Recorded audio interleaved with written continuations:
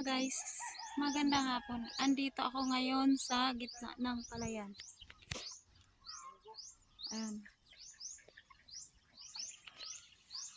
Ayan guys.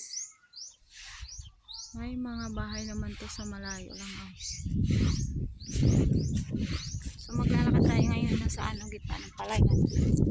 Pasala tayong inaan ko kasi sila tayo. Ayan o.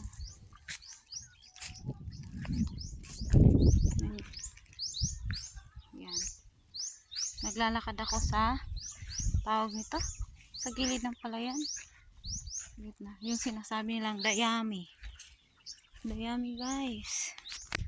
Ayan guys.